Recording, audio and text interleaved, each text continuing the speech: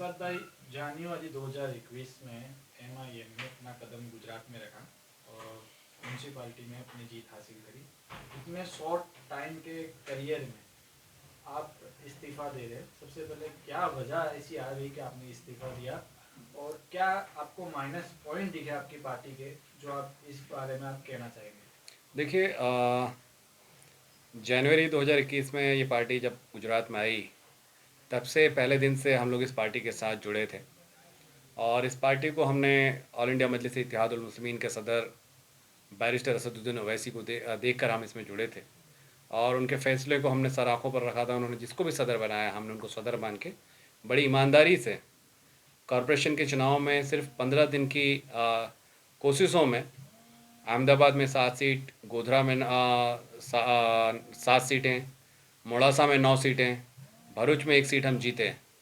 और उसके बाद लगातार ऑल इंडिया मजलिस इत्तेहादुल मुस्लिमीन गुजरात की तरफ से मुझको जो भी जवाबदारी दी गई, चाहे वो बूथ इंचार्ज की जवाबदारी दी गई, प्रवक्ता की जवाबदारी दी गई, या जनरल सेक्रेटरी की अहमदाबाद शहर प्रमुख की, उसको ईमानदारी से निभाने की कोशिश की मैंने। और बाद में मुझको आखिर में गुजरात प्रदेश उप प्रमुख की जिम्मेदारी दी। और इस बीच में ऑल इंडिया मजलिस इत्तेहादुल मुस्लिमीन की तरफ से जहाँ पर भी जो मामले हुए हैं, उसमें बढ़ चढ़ कर हमने ये कोशिश की कि चाहे वो दलितों का, आदिवासियों का, मुसलमानों का मामला हो, पार्टी की तरफ से मैंने उन मामलों को उठाने में भी कोई कसर बाकी नहीं रही।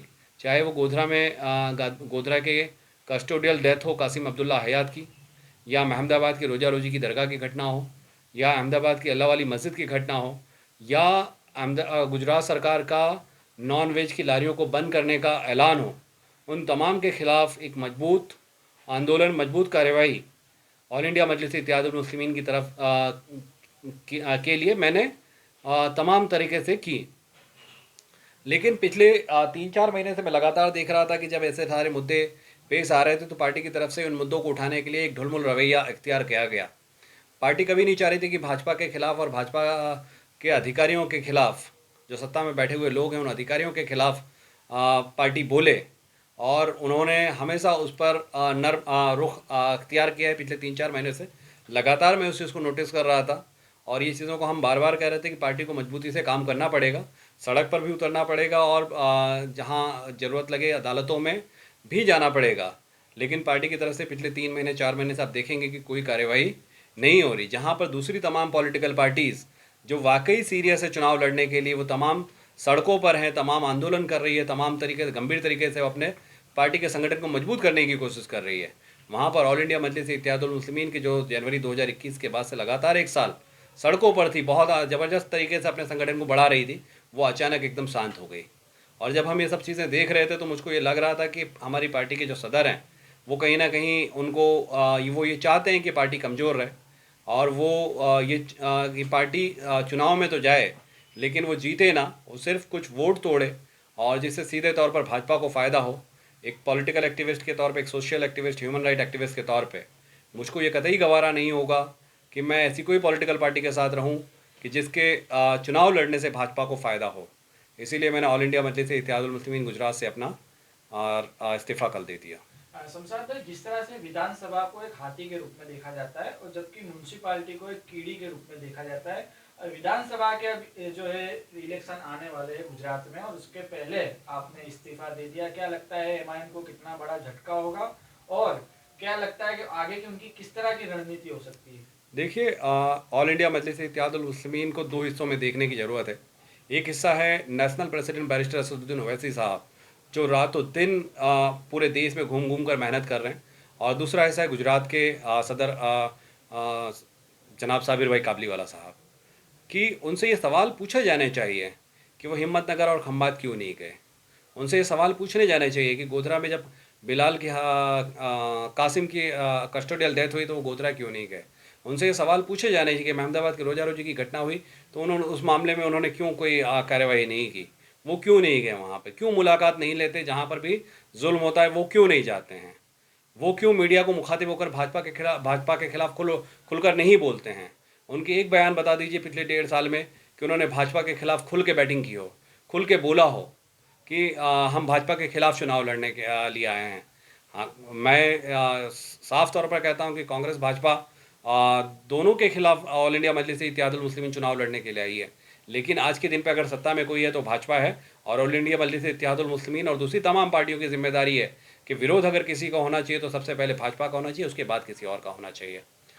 अच्छा, खास तौर से शमशाद भाई, अगर किसी ने आपको मनाने की कोशिश किया, अगर या फिर आवाम ने आपको मनाने की कोशिश की, तो क्या आप आपका निर्णय बदलेगी कि यही रहेगा? देखिए, निर्णय बदलने का तो सवाल यहाँ पे तो नहीं होता है।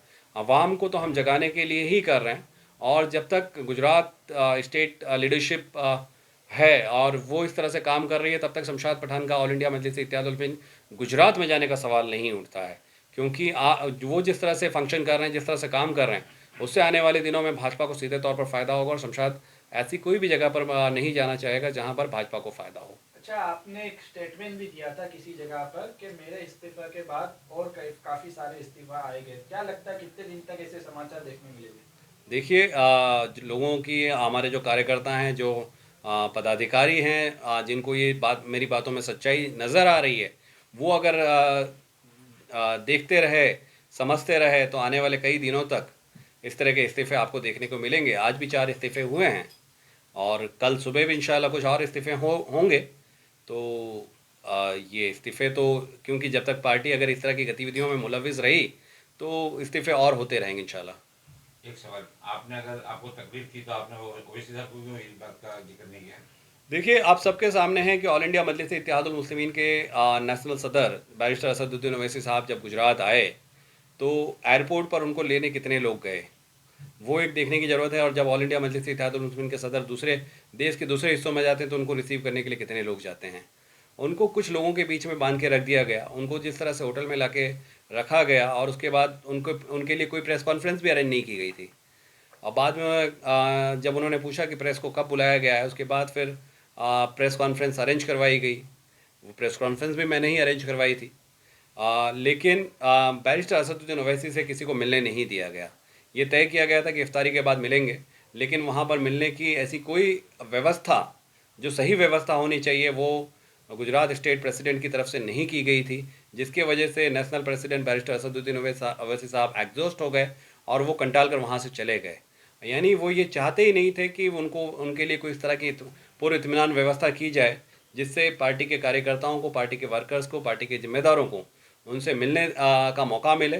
क्योंकि अगर उनसे मिलने का मौका मिलता, तो पार्टी की जो बातें हैं, शायद वो बैरिस्टर असदुद्दीन ओवैसी साहब के साथ बताते। अच्छा, पहला सवाल ये है कि अभी तो आपका मंदूक हो चुका है इस बात को लेकर, क्या लगता है आगे अगर किसी दूसरी पार्टी से आपको ऑफर आती है तो क्या उसको ठुकराएंगे या अपनाएंगे? देखिए, राजनीति जो है वो संभावनाओं का खेल है, और राजनीति में बहुत सारे ऑप्शन सभी के ओपन रहते हैं।